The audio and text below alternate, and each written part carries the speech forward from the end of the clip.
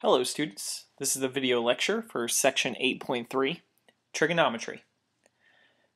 By the end of this lesson you'll be able to use sine, cosine, and tangent ratios to determine both side lengths and angle measures in right triangles. So some vocabulary. Since any two right triangles that have a pair of congruent acute angles are similar by the angle-angle similarity postulate, similar right triangles have equivalent ratios for their corresponding sides, which we call the trigonometric ratios. And they are sine, cosine, and tangent. So the sine of angle A in this case is the length of the leg opposite of angle A divided by the length of the hypotenuse. So in this case, specifically from angle A's location, we think of sine as opposite, or A, over the hypotenuse, which is C. The cosine of angle A is the leg adjacent to angle A, so it's the leg non-hypotenuse leg next to A, divided by the length of the hypotenuse C. And then the tangent of angle A is given as opposite, or A, over adjacent, which is B. So there's a special word, SOHCAHTOA, which most teachers teach to their math students. So if you can remember the word SOHCAHTOA, it'll help you remember the trigonometric ratios. Because we think of sine as opposite over hypotenuse, cosine as adjacent over hypotenuse, and tangent as opposite over adjacent. So oftentimes you'll see this word SOHCAHTOA when the subject of trigonometry comes up. So the first thing we're asked to do is identify the trigonometric ratios themselves. So this question asks us for the sine, cosine, and tangent ratios for angle G. So everything is in relation to angle G. So the first thing that I like to do is always identify the hypotenuse. The hypotenuse is one of the easiest ones to find because it's always the side opposite from the right angle. Once I have the hypotenuse, I look for the angle and I try to find the side that's opposite that angle. So in this case, the side length 15 is opposite of angle G. Once you have the hypotenuse and the opposite, the only remaining side must be the side adjacent. So in this case, we're going to use SOHCAHTOA, which I'm going to write slightly different this time. And so by writing it this way, we can see the actual ratios themselves. So in this case, the sine of angle G is given by opposite over hypotenuse. So here we have 15 divided by the hypotenuse, which is 17.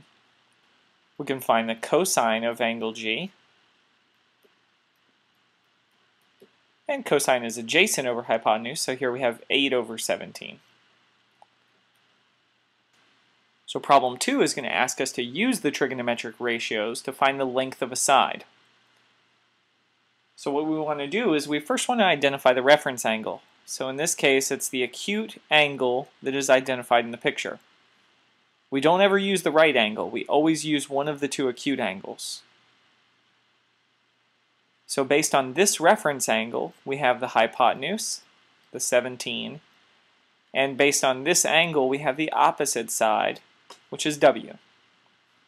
So if we remember SOHCAHTOA, we try to determine which trigonometric ratio we're going to use. So in this case, since we have the opposite and the hypotenuse, we're going to use sine. So we say that sine of 54 degrees equals the side opposite, which is W, divided by the hypotenuse, which is 17. So in this section, we're certainly going to need our calculator. So the first thing that we want to do is make sure that our calculator is set in degree mode. So if you have this calculator, you'll notice down here at the bottom of the screen, there are 3 options. It's either going to say DEG, RAD, or GRAD. So you want it in degree mode, so you're going to hit this button right next to the second button so that the bottom of the screen says DEG. That's very important because if this doesn't say DEG, we're going to have all of our answers incorrect. So continuing with the question, we want to multiply both sides of this equation by 17. By multiplying by 17, we've now solved for W. So what we want to plug into our calculator is 17 times the sine of 54 degrees. So on your calculator, you're going to press 17, You're going to press the multiplication button. You're going to press the sign button, which is this button right here next to the pi. Then you're going to plug in 54, close the parentheses, and hit equals. So on your calculator screen, it should look like 17 sine parentheses 54 close parentheses. And then once you hit equals, you should have on your calculator screen 13.75 32889. And here we're going to round to the nearest tenth. So this is approximately 13.8 units. So let's try another one. So the first thing that I'm going to do is I'm going to circle my reference angle, and I'm going to determine which parts I have. With this reference angle, this is the opposite side, this is the hypotenuse across from the right angle, and this is the adjacent side. So I'm going to write the word SOHCAHTOA, and I'm going to try to determine which ratio I need. Here I do not have the hypotenuse. So I can't use sine, can't use cosine, so I'm going to use the tangent ratio. So I have tangent of 28 degrees has to equal the opposite side, which is 1, divided by the adjacent side, which is w. So just like I did last time, I'm going to multiply both sides here by w. That cancels the w's. Now in order to get the w by itself, I have to divide both sides by the tangent of 28. So this cancels, and I'm multiplying by 1 over the tangent of 28. So in this case, I have w equals 1 divided by the tangent of 28 degrees. So if we look at our calculator, what we want to have is we want to have 1 divided by, the tangent button is 2 to the right of sine. Then we want to plug in 28, close the parentheses, and hit equals. And again here we're rounding to the nearest tenth, so when you plug this into your calculator, you should get 1.8807. So rounded to the nearest tenth, this is about 1.9 units.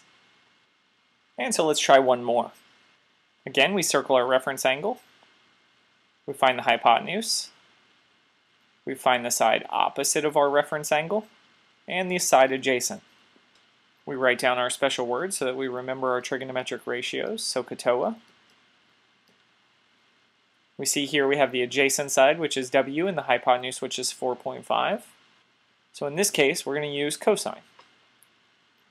So we have cosine of 33 degrees has to equal the adjacent side w divided by the hypotenuse, which is 4.5.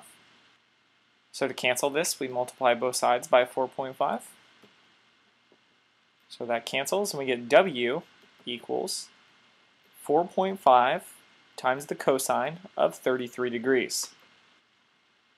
So cosine is right between sine and tangent on our calculator. And if we plug in 4.5 times cosine of 33, we get 3.77401. And so again, rounded to the nearest tenth, we get approximately 3.8 units. And so let's take a look at a word problem. Here we have the Leaning Tower of Pisa, which is in Italy.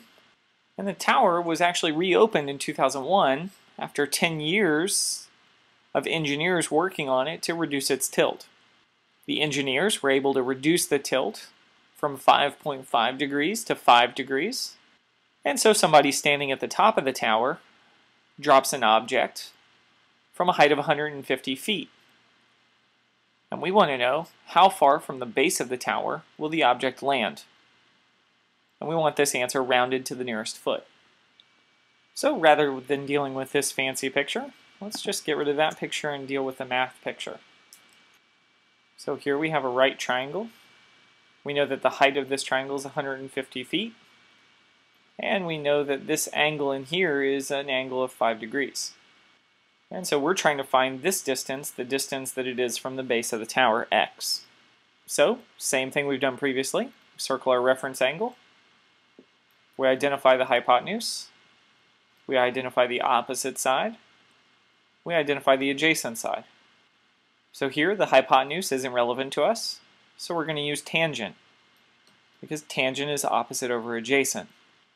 So in this case, we have tangent of 5 degrees equals the opposite side, which is x, divided by the adjacent side, which is 150.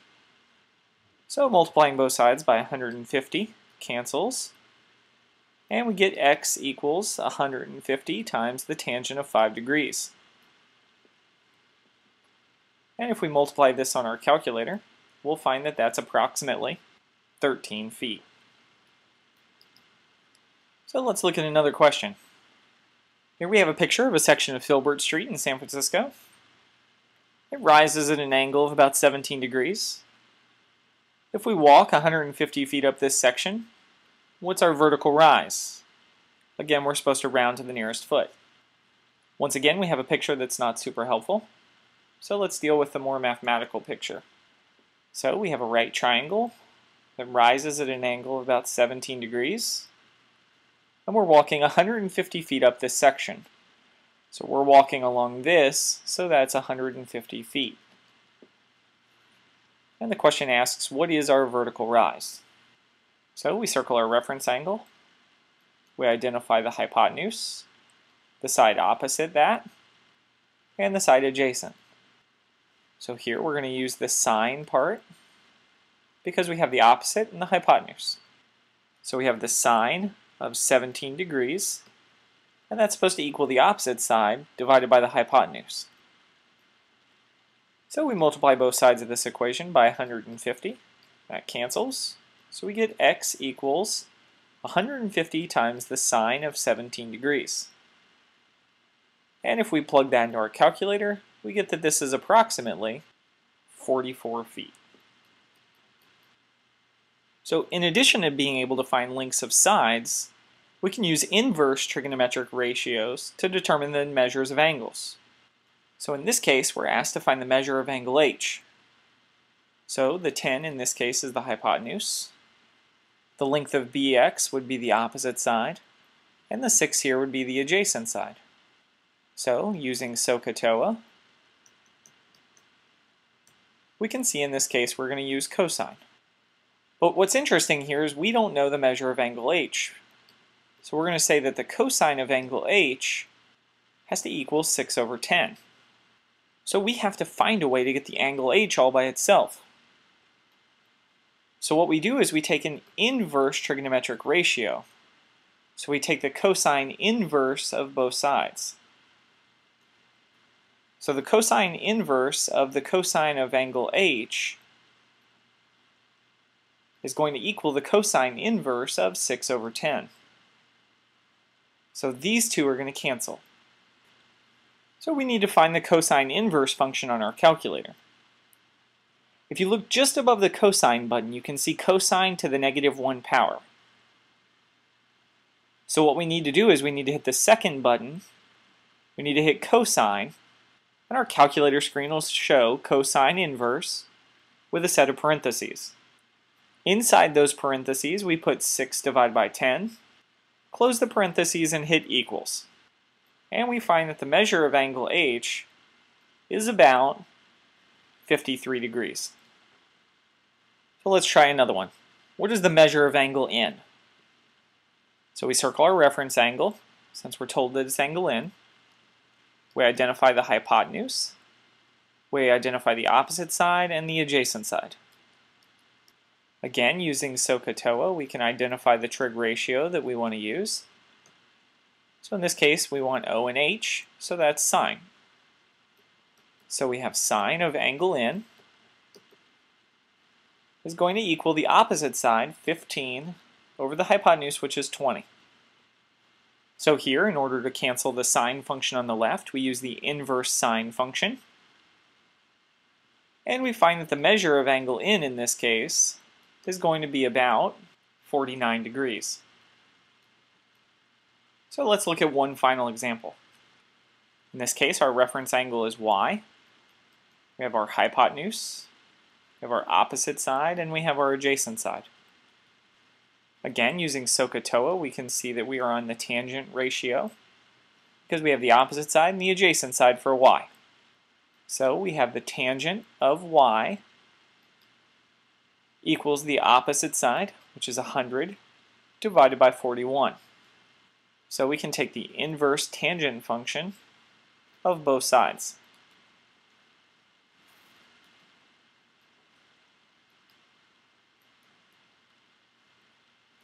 So here the inverse tangent cancels tangent, and we get that the measure of angle y is going to equal about 68 degrees. So that concludes our video lecture on section 8.3, trigonometry. Hopefully you understand how to use your calculator to use the sine, cosine, and tangent ratios to determine both side lengths and angle measures in triangles. Thanks for your attention, and I'll see you soon.